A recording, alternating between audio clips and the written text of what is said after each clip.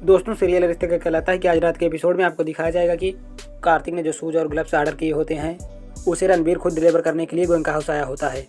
लेकिन वहाँ पर कोई नहीं होता तो रणबीर बॉक्स को सिक्योरिटी गार्ड को देकर चला जाता है।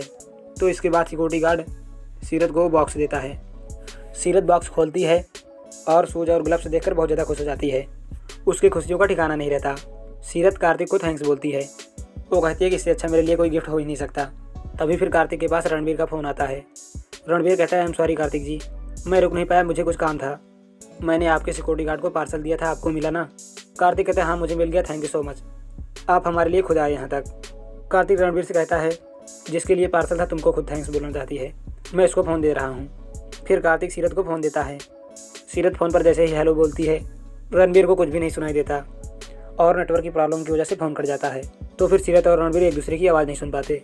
इसके बाद फिर कार्तिक और सीरत घर के अंदर आते हैं जहाँ पर दादी, माड़ी और सोना होती हैं। माड़ी सीरत से कहती है, ग्लव्स कहाँ से आए छोरी? तो सीरत कहती है, कार्तिक जी ने मेरे लिए मंगवाया है। दादी कहती है, भगवान, व्रत त्यौहार पर लोग कपड़े और गहने देते हैं, किट्टू ने हिला कर दे दिया, चलो इसे हटाओ नहीं तो तुम्हारी हूँ हाँ में किसी का जबड़ा हिल जाएगा।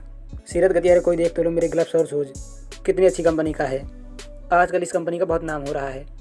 इसके बाद फिर माड़ी कहती हैं, सीरत इसे कम से कम अंदर तो रख के आओ। तो सीरत बॉक्स को अंदर लेकर जाती है रखने के लिए।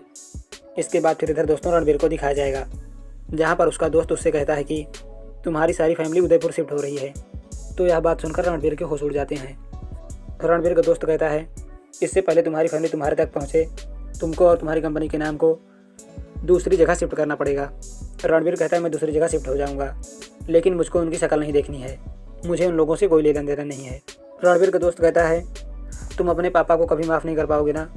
तो रणबीर कहता है कि उन्होंने माफ़ करने वाला कोई काम ही नहीं किया है, उनके एक फैसले ने मेरी ज़िंदगी बर्बाद कर दी।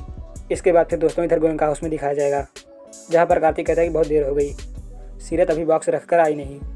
तभी फिर सीरत आ जाती है। कार्तिक कहता है, सीरत ग्लव्स और शूज रखने में तुम्हें इतना टाइम लग गया? तो सीरत कहती है, इतनी अच्छी चीज़ को संभाल कर रख रही थी, ऐसे थोड़ी रख दूंगी। कार्तिक कहता है, सीरत तुम एक काम करती, दादी से तुम तिजोरी की चाबी ले लेती, उसमें हम छुपा देते।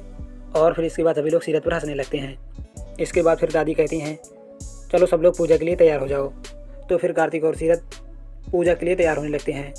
इधर अपने घर में रणबीर भी पूजा के लिए तैयार हो रहा होता है। और फिर दोस्तों ये एपिसोड यहीं पर समाप्त हो जाता है। अब कल क्या सीरत और रणबीर आमने सामने आएंगे, यह जानने के लिए हमारे चैनल को सब्सक्राइब कर लेना, क्योंकि मैं आप सभी के लिए इसका आगे भी नेक्स्ट पार्ट लेकर आऊँगा।